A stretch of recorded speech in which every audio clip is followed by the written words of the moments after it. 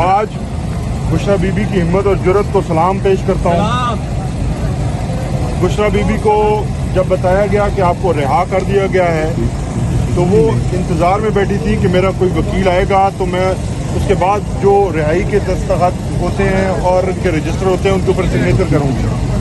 جب میں وہاں پہنچا تو انہیں بتایا کہ باہر جو ہے وہ پورے ملک کا میڈیا اور عمر ایوب صاحب اور سواتی صاحب اور دیگر قائدین جو ہیں وہ باہر آپ کا انتظار کر رہے ہیں۔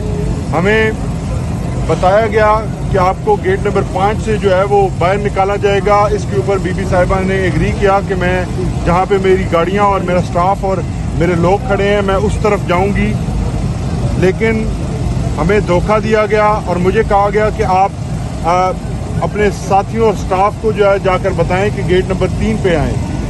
جب میں بتانے آیا تو اس کے بعد مجھے روک لیا گیا اور مجھے وہیں روک کے رکھا گیا، نہ مجھے باہر نکلنے دیا گیا، حراست میں رکھا گیا، حبس بیجا میں رکھا گیا، اور نہ مجھے اپنے ساتھیوں تک یہ پیغام دینے کے لیے باہر آنے دیا گیا۔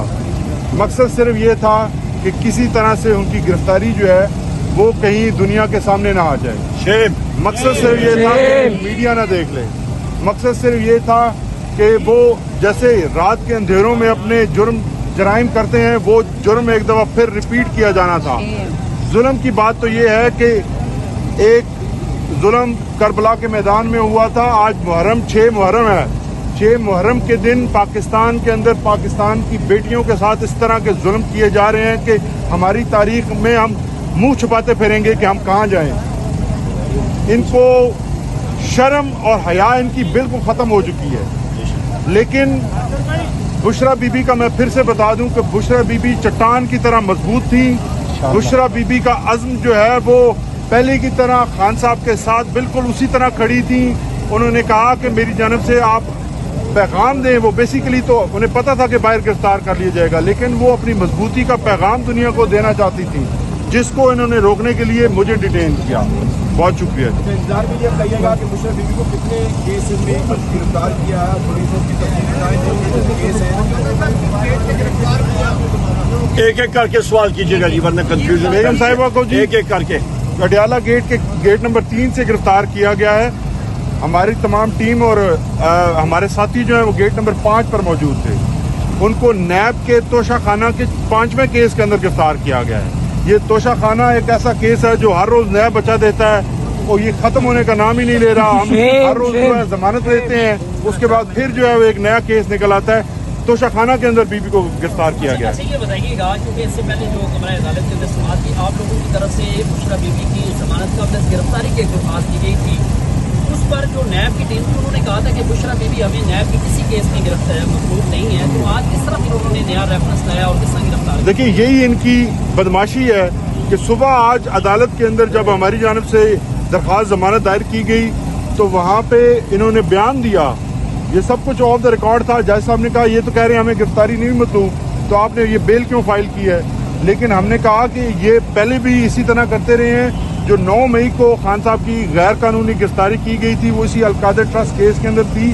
القادر ٹرسٹ کیس کے اندر اسی طرح انہوں نے چھپ کر ان کا 1 مئی کو جو ہے وہ وارنٹ لیا تھا۔ آپ بھی آج دن کے ٹائم جب عدالت میں تھے، درخواست ضمانت جج صاحب کے سامنے تھی، تو اس وقت نیب کی طرف سے یہی کہا گیا کہ ان کی گرفتاری مطلوب نہیں ہے، ان کا وارنٹ جاری نہیں کیا گیا۔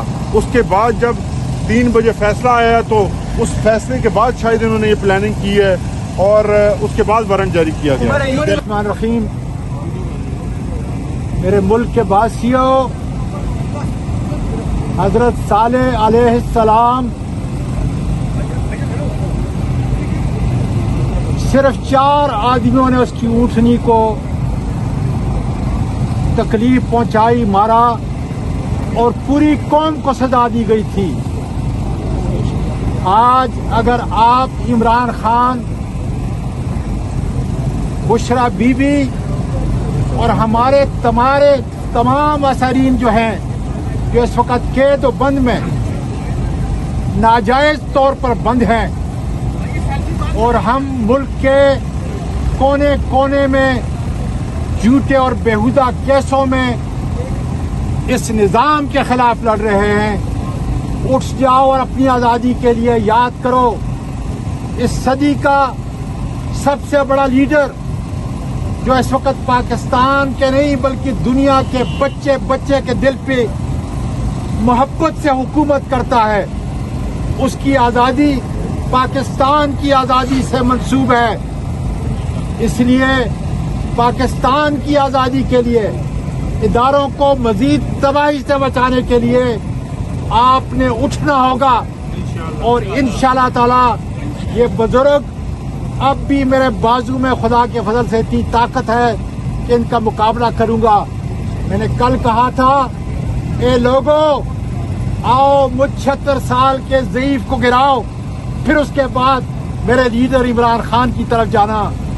अल्लाह के फजल से पाकिस्तान की अजमत के लिए, कानून और आइन की हुक्मरानी के लिए जिस तरह ये सारे वकला, मेरी बहन और बेटियां, मेरे भाई खड़े हैं, अल्लाह के फजल से इनका जुल्म का, तशद्दुद का, जहां पार्लियामेंट के मेंबरान को बेलिबास किया जाए, जहां मीडिया के अफराद को बेलिबास किया जाए, जहां हमारी बेटियों के घरों के ऊपर चादर और चारदीवारी को पामाल किया जाए।